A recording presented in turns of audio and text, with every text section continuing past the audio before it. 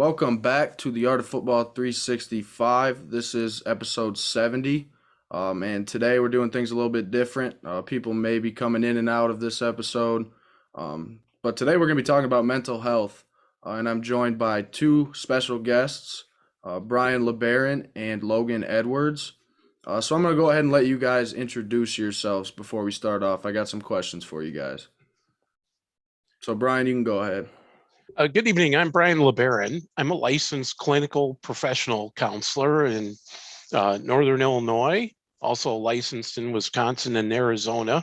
I've been involved in providing mental health care since 1995, and I work in a private practice setting after 10 years of working in a community mental health setting.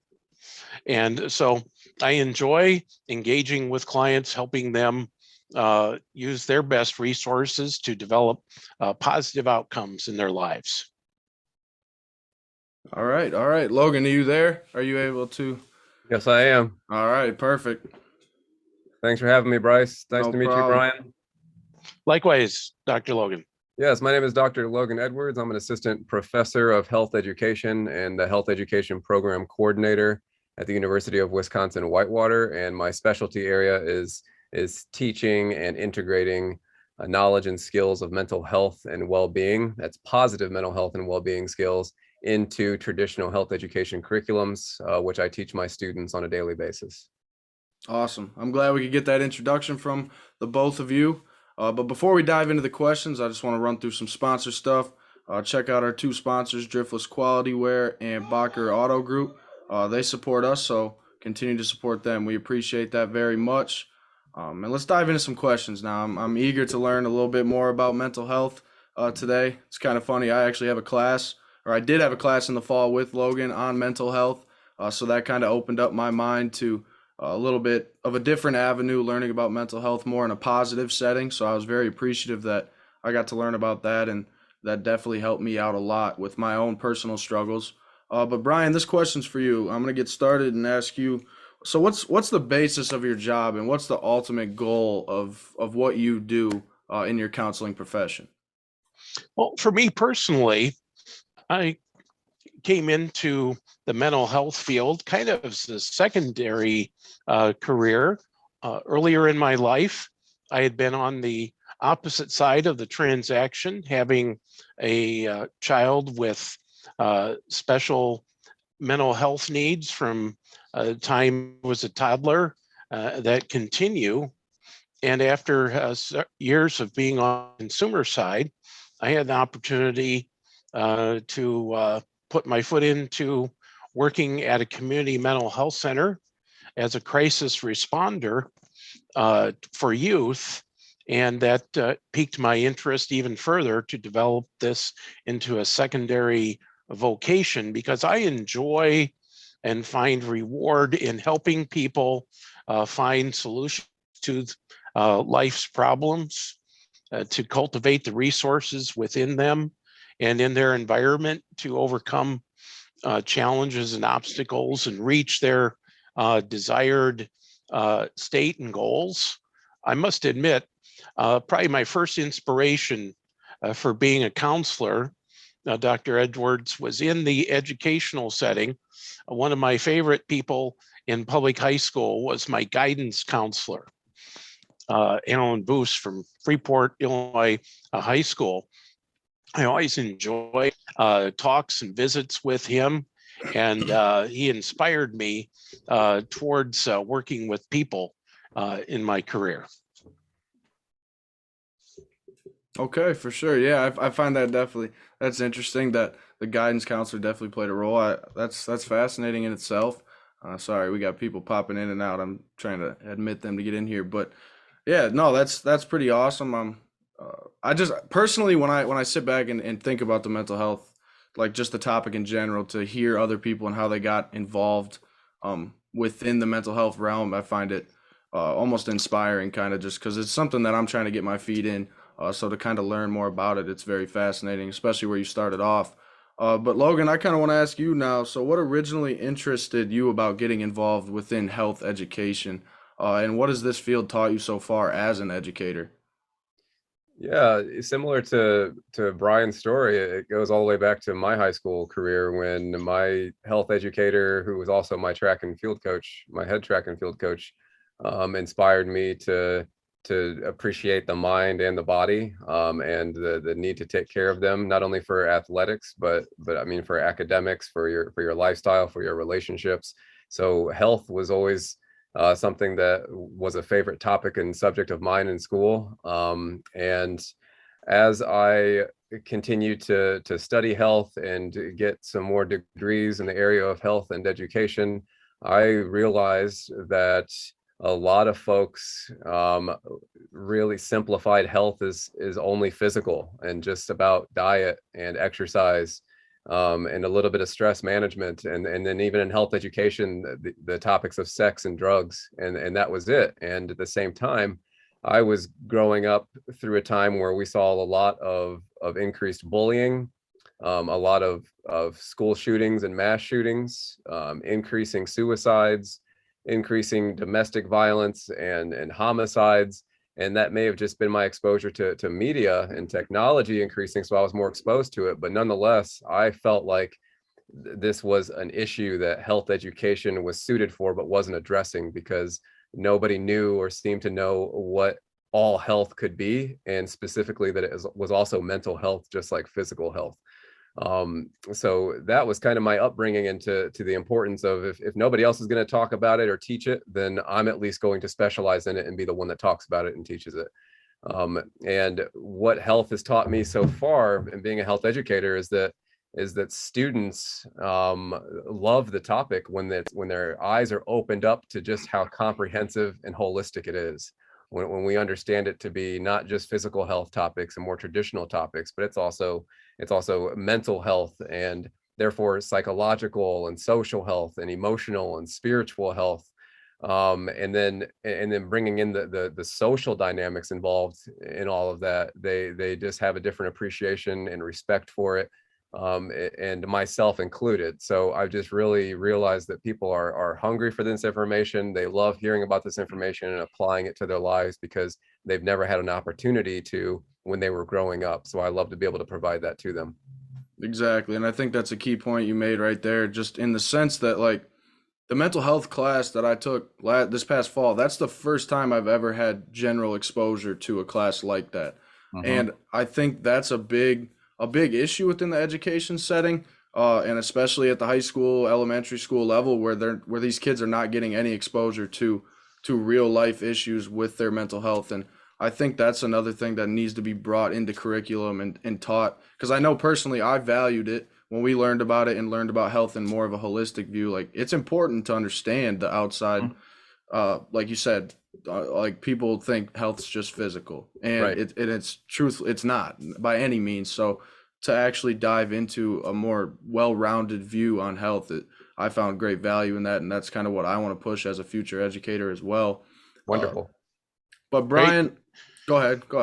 Well, we've just seen the stigma around mental health has been, although it still remains, it has lessened over the years as we've seen a variety of media figures. I'm thinking of Diamond Bowles when she stepped out of the Olympics for the benefit of her own mental health. It made a statement about the universality of mental health concerns, that even a high profile, a high function person had mental health issues and concerns. And I think that helps break some of the barriers around the stigma that mental health concerns have had in the past, as we see it as more of a holistic part of your life, and not just a separate issue from your, physical, medical, existence. Right. Yeah. I Well said, agree Brian. 100%. I agree. But Brian, what kind of impact do you want to have on people and society in general with what you do? What is the impact that you want to have with this? Well, I want to, in my circle of influence with my clients, I desire to see them function at a higher level, to recover from setbacks that they may have had in their personal relationship, school or work life. And not only that they are feeling and functioning better, but then they can turn around and pass that forward with their significant others, family members, children, colleagues, fellow students, that they can in turn pass on positivity of being mentally healthy and having a positive, success-oriented outlook. I agree with that 100%. Sorry, I didn't know if you cut out or not. No. Oh, you're good. For sure. No, I agree 100% with that. And I just, this whole topic in general, like when I sit back and I actually get to think about it, like the fact that the stigma has been placed on us men for so long, which I mean, no downgrade to women by any means. Like they may still feel like they can't speak on it. But I know just from my personal experience, like growing up, I never I guess I never knew, like I never learned about anxiety. I never learned about depression until I reached my freshman year of college when I finally started to encounter with those issues. And that's when it all boiled down to like, okay, I need to figure out more about this stuff. Because if I don't know what's going to happen to me. And I think that's a big thing, especially with men that try to be this tough guy, try to be this person who can't speak on emotions, feelings, because they're afraid that people are going to look down on them, judge them. I think we need to find a way to change that, flip that to where it makes you stronger. It clearly makes you stronger to be able to be vulnerable, not necessarily be emotional, but in a way just be able to speak on how you're feeling. And I know one thing that I've learned a lot over the last couple of years is communication is one hell of a skill. And to be able to communicate how you feel, to be able to communicate with other people, whether it's in relationships with family or friends, it's very important, very important. So yeah, what you just said, I agree 100%. But Logan, when it comes to mental health, what is the foundation of information you want students to process in the beginning of a course? Number one, I would say that mental health is a spectrum or a continuum. That's kind of the first step to understanding what mental health is to me, meaning that there's a negative side, a positive side, and a neutral kind of middle between those two, and that any day, any week, month, or time throughout our lives, we're all on that spectrum going back and forth depending on a lot of different factors. And a lot of those important factors are lifestyle factors. You can do things individually, behaviorally speaking, that will benefit and promote mental health in your life.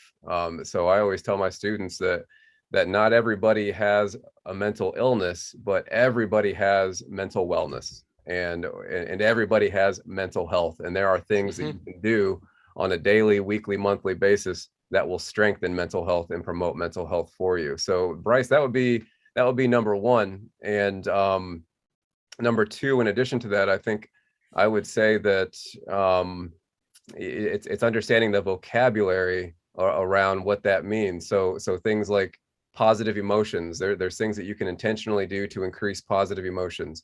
There's things that you can intentionally do to engage your mind in tasks that are intellectually healthy and to help you focus and concentrate. There are things you can do to boost and cultivate positive relationships. There are things you can do to move toward what you think your purpose and your meaning in life is. Accomplishing things on a day-to-day basis is something that's good for your psychological health, your self-esteem, your overall mental health and well-being. So it's these simple things, even traditional topics like eating healthy. I teach nutritional health as mental health. A lot of people think that it's just physical body health, but it really, mental health is really about nutritional health. And in physical health and exercise, fitness and activity, people think that's physical body health, but again, I look at that as mental health and well-being if you're being physically active and exercising. Same thing with getting quality sleep. That's mental health. So a lot of these older topics that people have always assumed are just physical health and body related are actually things that are increasing and promoting mental health in your life. They're increasing focus and concentration. They're increasing energy. They're increasing stress resilience. They're increasing positive mood. So all of these mental health terms are actually everyday behaviors and things that you can start getting to work on right now. That was powerful in itself right there. That's a key message right there to take away. And one thing that stuck out to me in that I gotta ask this right away is you said the word purpose, and I know that's a big thing for me personally. 2 years ago when I was battling with anxiety, battling with depression, that was one thing I lacked. I didn't feel like I had a purpose. So if someone came up to you and expressed their problems with mental health, and they felt like they lacked a purpose, what advice are you guys? Both of you can answer this question, I guess. What advice are you going to give that person to kind of look toward a purpose? I guess that's a big question in this life is how does one find a purpose? And what I do is inquire and ask them, what are they passionate about? What causes them to feel energized towards a cause or a reason or a particular group of people or concern, to find out what is already within that can be cultivated to help further focus and narrow one's sense of calling or purpose, what brings them meaning, and help them cultivate that from within the seeds and seedlings of that's already within. I like that. How about you, Logan? Yeah, absolutely agree with that. From my perspective, I would say that it's really about belonging to and attaching yourself to something bigger than just you. So it's living for something bigger than you, and that can be a lot of different things. That can be your family, that can be your community, that can be your country or your nation, that can be humanity, that can be God, that can be the universe, right? So it starts with something bigger than you. As long as you are living for, belonging to something that is larger than you, that's kind of your first step towards having a purpose and something that's bigger than you and something that maybe is going to outlive you or outlast you. And then in addition to that, I would say that it's not something that you just have to find and feel like you're lucky enough to stumble upon. If you're having trouble finding it, or it's just not dawning on you, I would say that purpose is something that you can create. You've got the ability to create purpose and meaning in your own life and make that decision and say, this is what's going to be my purpose. This is what's going to bring meaning into my life. And you can create it as long as it's attached to something that's bigger than you, outside of just your individual self. I think those are the first steps in the right direction. I agree 100% because I think a little background story for me personally, when I felt like I didn't have a purpose, I originally had committed to play baseball at Whitewater when I first came here this past year, transferred from a JUCO, and I originally was going to play baseball, but ultimately decided not to. And one big thing that I needed to find in the back of my head was another purpose, because baseball had been my purpose for so long that I was longing for something else, which in turn turned out to be this podcast, turned out to be creating content, spreading more awareness towards things. Obviously, this podcast is called The Art of Football, so I'm a football driven guy, but at the end of the day, just being able to spread awareness on here, create content for people that enjoy it and can learn from it, that's what has created my purpose. So like you said, you can go out and create your purpose. If you find meaning in something that you're doing, you can create your passion, create your dream, and at the end of the day, it'll work out for you. So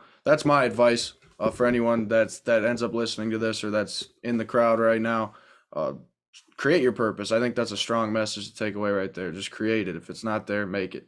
Absolutely. Can I add one more point to that? Yeah, go ahead. Because Brian reminded me of something that I think is useful. And Brian, you may have heard of the concept called Ikigai before. It's a Japanese concept for purpose and meaning in life. And the way that the Japanese insert purpose and meaning in their life, it's called Ikigai. There's all kinds of books on it. It's spelled Ikigai. Ikigai. And what they do is they take 4 concepts and they have you try to marry those concepts together, asking yourself the question, what do I love to do? And that's you speaking to passion. Okay, so what do you love? What are you good at? what does the world need? And then what can you happen to get paid for? So if you can put all four of those things together, that I love this, I'm passionate about it, I'm good at this, I've got some talent and some skill in this area, the world actually needs this, and I just happen to get paid for it. If you can try your best to marry those four concepts together in your occupation, in your job, in your profession, then you've got purpose and meaning in your life every single day. And then your job no longer becomes a job. It just becomes your mission, your vocation in a lot of ways. I like that a lot. That's great. It actually kind of, it brought up something that I've kind of, this is what I lived by initially. I want to bring this up before I get back to questions, but so for me personally, when I was trying to create that purpose, searching for a purpose, what I did was, obviously I had never podcasted before. I had never created content. So I took something that I had no idea how to do, and then football was what I was passionate about. Something that I understood, something that I want to do in the future. So I combined the two, meshed the two together, something I'd never done and something I was passionate about. And in turn, I think that created my purpose. That's kind of something that I've processed through my head, and I think that's what it did. I'm not 100% sure, not an expert, but that's what I personally think it did. So I just want to add that. Thank you. But Brian, next question I want to get back into is, we talked a little bit about the stigma, but what are your hopes for this stigma? Like, what do you believe can happen to this world if we start to finally acknowledge it? And like you said, you mentioned a couple minutes ago that you think it's gotten better and better with social media, with more influences, professional athletes even speaking on it. And I agree 100% with that. I think with more high profile people that people listen to, people pay attention to, which is, it's nice, but at the same time, it would be nice if just a typical person could come up to you and speak on their mental health. That's what I think we need to get to, instead of just high profile. But what do you think that this world could turn into if we finally start to acknowledge this? Well, this concern, interest in mental health, I feel is all part of the progression and improvement of humanity and our embrace of our fellow brothers and sisters in trying to help people and be a varieties of community for each other so that we can belong. Often mental health issues impair people from having a sense of belonging and a place in this world. Mm-hmm. And as we reduce and eliminate stigma in different population group cultures, ethnicities, and so on, I think we can have even more engagement with each other and have opportunities for growth, understanding, and increased trust with each other that can, kind of lift, all the boats up as the water rises. And that's my hope for this positive movement to reduce stigma.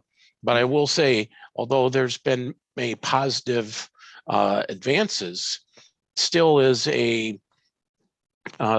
deep concern in many quarters. I'll add one personal note in my work as a counselor during the past 2 years of pandemic. There's just been many people that have been compelled to re-examine their lives as they were sequestered into a variety of isolated environments, whether it was school at home or work from home. And it was a time of reflection and introspection for many people, both leaving some people energized and revitalized to clarify their mission, purpose in life, and others, frankly, that found more isolation, anxiety, and depression as they had to pull back from community. So engagement with each other, I think, to support communities is one of the most important things that we can do. I agree with that as well. I mean, I think when you engage with the community, engage with people in general, it's only going to make relationships stronger. And in turn, I think the more we do with this stigma and the more we try to reverse it to the best of our abilities, I just think it'll lead to a healthier and happier society in general. Hmm. I just personally think that there's just so much anger, there's so much frustration, there's so many bad things going on in this world, especially the last couple years with the pandemic, with just everything that's gone on. It's been a toxic world that we've lived in, and it's made sense as to why a lot of people's mental health has been in the gutter. Uh, but I think now's the time where we start to continue to spread awareness, and that's what we're doing right here in this Zoom call right here. This is the type of things that need to happen. We need to have these conversations. We need to engage more with people on these subjects. I think it's very important to do so. But Logan, my next question is it's more uh, man directed, I guess, in a way, because I'm curious to hear, how do we become better as men, and when and where do we decide to finally drop this tough guy act and move on to bigger and better things by being tough, as in being vulnerable? Yeah, good question. I think that a lot of that stigma does reside in the male population. And I think it's kind of, let's call it deconstructing our old ideas of what manhood or what masculinity is, Hmm. and redefining or rebuilding it, understanding that it takes strength to have the courage to be vulnerable, or it takes strength to have the courage to be emotional, or to at least communicate your emotions. So it also takes leadership, and I'm somebody who defines leadership, strong leadership, as someone who is vulnerable. They are willing to take risks and to make mistakes. They are looking at themselves as a servant leader. They are here to help other people, to bring other people up, Hmm. um, and to benefit them before they benefit themselves. So a lot of this work that I think, a lot of this that we're talking about here is leadership work to me. And I just think that a Hmm. true strong leader is a servant of other people, and is also someone who's willing to be vulnerable with people, and open, transparent, and completely human with other people. And that means your emotions, that means your spiritual self, that means your social relational self, and all of those things are strengths. All of those things are what being a man is. Hmm. Is so that's part of where it begins. I think is just redefining manhood and masculinity, and attaching it to these elements that typically don't get identified or associated with being a man. I agree. What do you think your own personalized definition of being vulnerable is? What does vulnerability mean to you? It's a good question. I'll have to take some cues from Brene Brown on that one. And for the listeners, if you don't know who Brene Brown is, I would absolutely look her up, watch her TED Talks, read her books.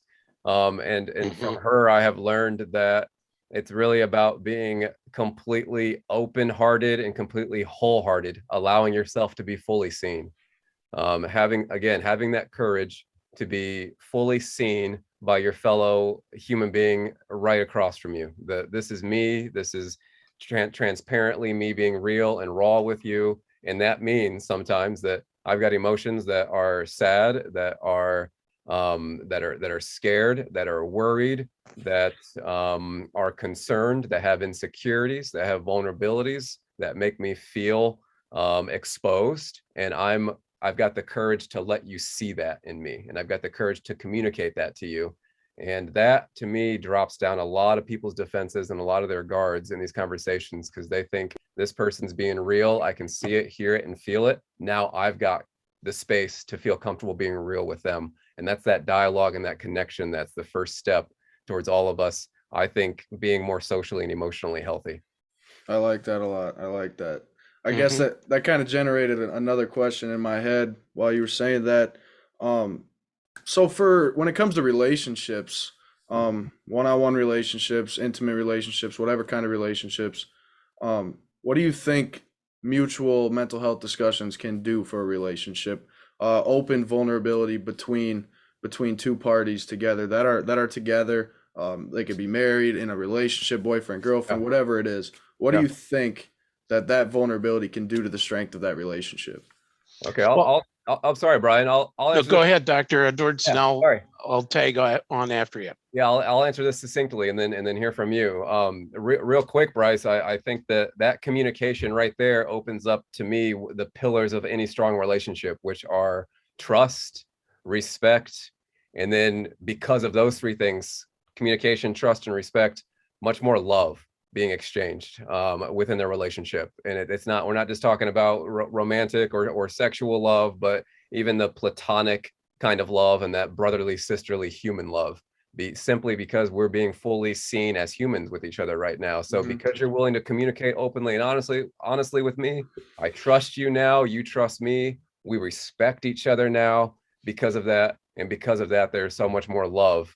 And I just think that those 3 or 4 pillars are going to be enhanced in any relationship when you're fully being human with them. And I just tag on to that. Certainly agree with those pillars that build a strong, solid relationship house in which maybe 2 people or a family unit can thrive, survive, and grow as they share fondness and admiration, as they turn towards each other in warm yet honest communication with each other, and cultivate a positive perspective on their lives together. And certainly it's inevitable in relationships. There are some differences and conflicts people have, but they learn as they're open, vulnerable, honest with each other, how to best navigate through that, respect each other's differences, and really continue forward to create a shared meaning together in that relationship or that marriage or that family unit to make life's dreams and aspirations come true. Okay. All right, Brian, I'm going to bounce right back to you. So before I do that and dive into that question, for my personal experience, what happened with me was when I began struggling with my mental health, obviously I went to the doctor to get some answers, figure out what was going on in my own head, and then got referred to counseling. So what I want to ask you, Brian, is what can counseling do for people that struggle with their own mental health? And not to say that it is for everybody, because obviously everyone handles their own problems their own way. But for anyone that does want to know about counseling, what can it do for you? I found that many people benefit from having an outside party to confide in and share with in a very vulnerable and open way, yet with someone that isn't part of a family or relationship system, an outsider, if you will, that can be objective, that can help them develop personal insight and growth about what they desire. And often people, in part because of stigma and many other factors, are reluctant to share some of their innermost thoughts and feelings for fear of rejection or misunderstanding or gaining additional stigma. And by reaching out to a counselor, there's many kinds. There's, professional counselors, school counselors, people that function in a counseling role with people that can be a safe harbor for people to come and express themselves and learn and grow about themselves to be happier, better people. Okay. I would definitely say that my experience with counseling, for anyone that is curious if it's worth a shot or not, I will tell you it's definitely worth a shot. At the end of the day, there's nothing wrong with trying. There's nothing wrong with going one time and finding out it doesn't work for you. But if you do struggle with mental health, you do struggle with anxiety, depression, or whatever you're going through, I would say it's worth a shot to give yourself that chance. Open up every avenue possible to be able to work on yourself. And another point that I want to make is I think it's pretty fascinating in itself, especially I keep mentioning this class that I had this past fall because it left that impact on me where I think if that is included in more educational realms, more educational settings, that is to me a small dosage of therapy, of counseling in itself right there, just by opening up in a classroom setting, allowing other people to learn about it, which it's not there right now. It's non-existent. It doesn't exist within education. So I'm blessed enough to be able to have had that course at Whitewater. So if you don't go to therapy, or you feel like you can't go to counseling, I just it's in my hopes that education can start to do something about it and push it forward, which kind of leads me to my next question for Logan. Have you noticed a difference in UW-Whitewater students that have taken your mental health class? Have you noticed any students coming up to you talking about how they appreciated this class, or do you feel like this course has helped our school in general so far? Yeah, so I hope so. To your last question there, not something that I would be able to know yet. So in theory, I would assume so. Every time I'm helping even one student, I think that that's helping in a ripple effect all students in a lot of ways. At least has the potential to.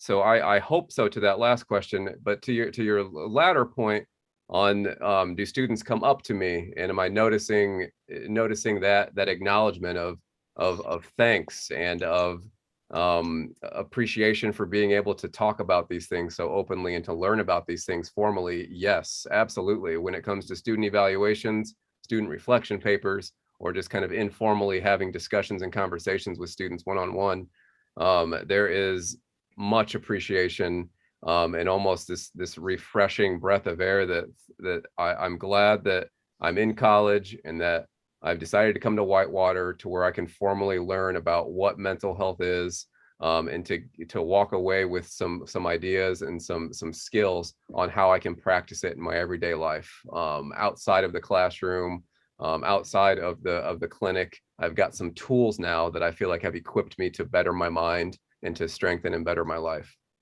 I agree. And I think the strength that I took away from that course that you taught is, this was something new for me. I've never experienced it, to the fact that I guess growing up and even 2 years ago when I was struggling, I always looked at mental health in a negative way. Right. It always to me seemed like if I have anxiety, if I have depression, then I'm automatically this bad person, or I'm automatically, I just can't feel this way. I got to find a way to feel different. But I think the way you taught it in a positive format, where people can see mental health in a positive light, see their emotions, their feelings in a positive manner, Right. I think that's what impacted me the most. And I know my peers that I've talked to in class, like it impacted them the same way. And I've noticed conversations with my friends, like we talk about it differently now. It's not something that we can't bring up when we're hanging out. And I like that. And it's definitely changed over the course of the last couple of years for me personally. But I think that's a very, very key thing right there. That's wonderful to hear. So staying in the education setting, this is another one for Logan. What age do you think mental health should start to be taught at? So if it is in the elementary level or the high school level, where do you think it should start at, and what kind of topics should they dive into? I think pre-K through 12th grade into college, so Bryce, you probably heard me say that a million times. This stuff needs to be taught like math, science, and English every single semester for generations, and then just imagine what the world would look like. So as early as possible, I think that we need to start learning about just the very basic terms. What is mind? What is body? What is mental health? What is this spectrum, and providing behaviors or examples of activities or things in your life that are going to benefit those new vocabulary words or those terms for those younger students. So I'm not an elementary school expert, so I would rely on them on how do we translate some more of the sophisticated knowledge to more elementary school students. But I do know it's possible. Start with basic vocabulary, start with basic concepts or behaviors, lifestyle factors that they can do, and just somebody modeling, saying, good job, that's good for your mind. Excellent, that's wonderful for your mental health, and putting them in that kind of culture where it's talked about openly and they're hearing examples and seeing examples of what mental health is and how it's valued by the adults and by by their peers and by the school system and by their parents, I think is where it starts, maybe more at a promotional level at the younger ages, and then getting more and more educational as they progress through the school system. For sure. And I'd like to add from Illinois, I can't speak to Wisconsin schools system, but here in Illinois, we require in the K-12 social emotional learning. Yes. And this is an emerging area of education and program emphasis and inclusion to bring these positive mental health concepts into classrooms and integrate it into scholastic programming. Mm-hmm. And this is a burgeoning movement within the K-12 community to bring this about. Right.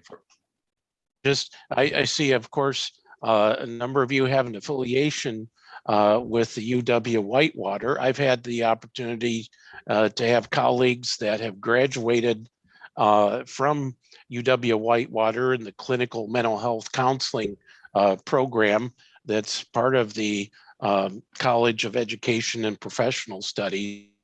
And you have many fine faculty there, as well as the university is making an impact on people's lives through the work of your graduates from that program. Mm-hmm. And just one last note to any students listening, or for anyone listening for that matter, on college campuses, there are resources to refer and link people that feel a need for counseling, often at reduced or no fees, so that it's available for all students through your student services type of office.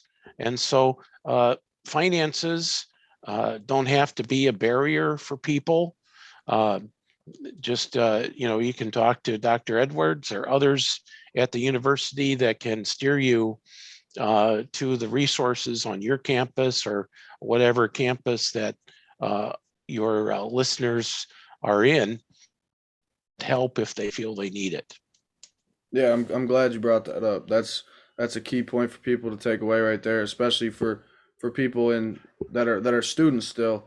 Even at the high school level, I'm sure there's someone that's willing to listen. College level, there's always someone to listen. And I think that's the biggest thing people need to understand is there are always people there that will be there for you. Whether it's one person, 5 people, 10 people, there's always one person in your corner that you can trust, that you can speak to. And if you feel like there's not, I understand that's a tough way to look at it, but I promise you there is at least one person out there that will listen to you. But I want to ask one more question before I open it up to anyone that's in here that has any questions before we wrap it up.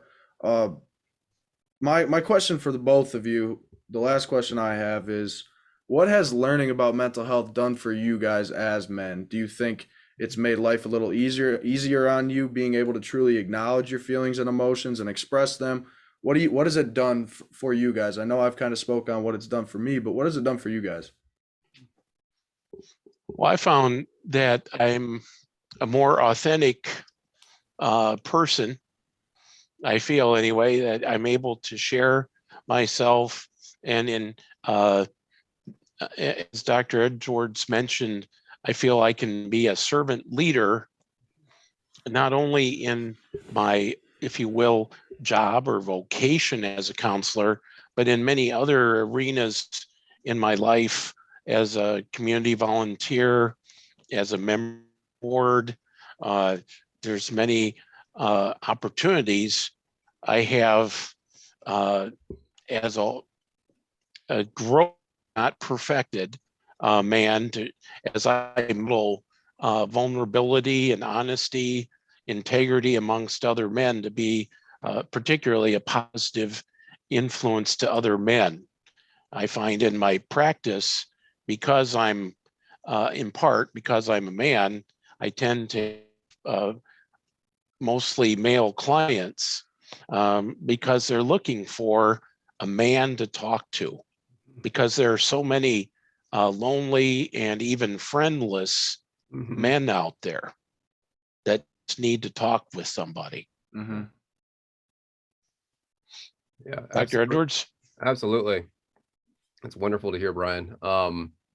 You know, a lot of the same things. It's my entire life, Bryce. I mean, it's really saved my life, I think, being mentally healthy and valuing this knowledge and these skills. It's made me a better man. It makes me feel like a man amongst men in a lot of ways, and what Brian is speaking to, in the sense that I'm able to help other men, serve other men, be here for other men in a way that they need me to be. And I wouldn't be able to do that if I weren't practicing a mentally healthy lifestyle myself. Mm-hmm. So it's made me better to myself. I'm kinder to myself. I'm more forgiving of myself, more understanding of myself. And therefore I can reflect all those same things right back to other people. I'm kinder to other people, more forgiving of other people, better for other people. It's made me a better boyfriend. It's made me a better son. It's made me a better friend. It's made me a better teacher. It's really my entire life. It has given me that it's strengthened and given me that purpose and that meaning in my life, and that peace of mind that I need in my life, that I value so much every single day. And it gives me that energy to serve others, and in a big way, in a big way. So I could talk all day about what it's given to me, but it's just made me a better man and a better human being. I agree wholeheartedly with that. And we happen to have two questions from people that are in here right now. So I'll just ask the question openly. Either of you can respond, or both of you. That's fine. But the first question is, when someone shares that they are struggling, what are the top 3 things you can say or do to help and or support them? I can start, because Brian, I'm sure you've got some wonderful things here, from your profession.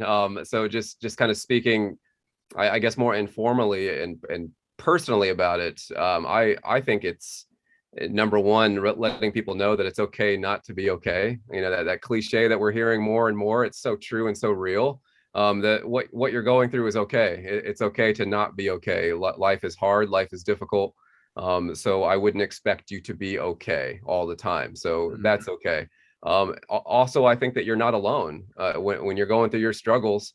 It's common humanity to understand and really, I think, live this notion that when I'm struggling, that's what connects me to people, because we all struggle and we all go through suffering. So I'm not alone in this suffering. Don't let me isolate in this suffering, thinking that it's just me and I'm alone with it. I need to use my suffering and my struggle to connect to other people and let them know what I'm going through, because I can guarantee you they're going through it too. So you'll immediately feel connected, and you'll immediately feel surrounded when you let people know that you're struggling. You're not alone in it. And then lastly, I'd say that it's not your fault. I think that a lot of what we go through as human beings are determined by factors that we have no control over in so many ways. It's biology, it's sociology, it's your family upbringing, it's a brain that you were given, it's a body that you were given, it's a culture or a neighborhood that you were born into. It's stress that's not yours, that's just kind of put on you. And of course you're struggling and going through tough times. You're certainly not the only one, and it's certainly not your fault. Are the 3 things that I would say to somebody. And Dr. Edwards has said great things. The only thing I can think to add to that is you share with another friend, colleague, fellow student, is to both model and remind your friends that the discussion is between friends. One of the things that often inhibits people from speaking out about their own concerns is a concern that what they share will go beyond the conversation. And this has just been exponentially fueled with the onset of social media. And so when you're having a dialogue with acquaintance or friend about their personal issues, you need to keep confidence around those issues, and to build trust and to protect them from being stigmatized or attacked. I agree with that. I do for sure. I got one more question for you guys, and then we will wrap this one up. We've almost reached an hour, so one more question I have for the both of you that is from the crowd. It was actually an interesting question because I've actually wondered this same thing. I've had friends going through things, and I don't, maybe a certain situation where I don't necessarily know how to help, know what to do. So, what would you guys say about a situation where a friend or family member is struggling and is refusing to help or address their problems, not wanting to push anything on them, but just wanting the best for them?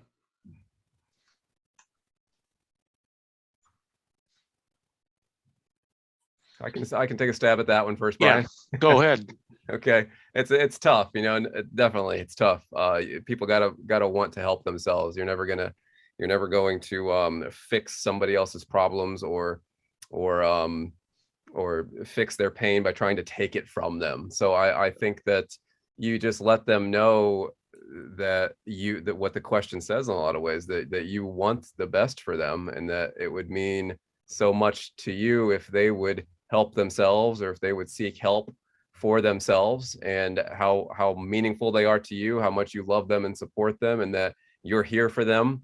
You're not going to force them to do anything. You're not going to make decisions for them. I think it's really important not to take somebody's decision making away in those situations. You want to keep them empowered, and I think just keep communicating with them, letting them know that I'm here, I support you, and I value you and love you. So therefore, I want you and need you to get help or to do something about this. And like a broken record, just continue to say that. But I just don't think you should ever force somebody or pressure somebody into making a decision for their own lives and mental health. Mm-hmm. And of course, I totally agree with everything Dr. Edwards has said. There's an old proverb, you can lead a horse to water, but you can't make them drink. Mm-hmm. Yep. And so you can make your best effort to help someone or point them towards help or change, but ultimately everyone is responsible for themselves. And when some people just are not ready for change, they're pre-contemplators, not ready to initiate change. And then there's some that are just contemplating change, that need to talk it through and may be ready to go just so far, but not real far yet. And others are actively engaging in change. And you can just encourage people wherever they're at to take forward in their journey. And one thing I'd like to say as we wrap up our time together, I appreciate Bryce and your work in podcasting. I'm actually a father of a podcaster. My son, Brad LeBaron, has a podcast, Flyover State Park, with both music and entertainment and social topics. And I've seen in my own son a real ignition and catalyst as he's dove into podcasting as a sidelight in his life. And so I wish you well, Bryce, in your endeavors to spread awareness and positivity through your podcast. And I appreciate the opportunity to share this forum with Dr. Edwards and yourself, Bryce. Thank you very much. I appreciate that. Yeah, it's been wonderful. If I can add one more thing to that, Bryce. Yeah, go ahead. I do want to say that another option for our question asker here is that you always suggesting or leaving an option out there of you're willing to go with them. Maybe you'll make that phone call with them. You'll call that hotline with them. You'll show up to the clinic or to the counselor or psychologist, whatever mental health care provider it might be, that I'm willing to go with you. I'll schedule the appointment with you. I'll make the phone call with you. Let's do it together if you're not willing to do it alone. That can be effective as well. I agree with that. I do want to add one thing to answer that question as well.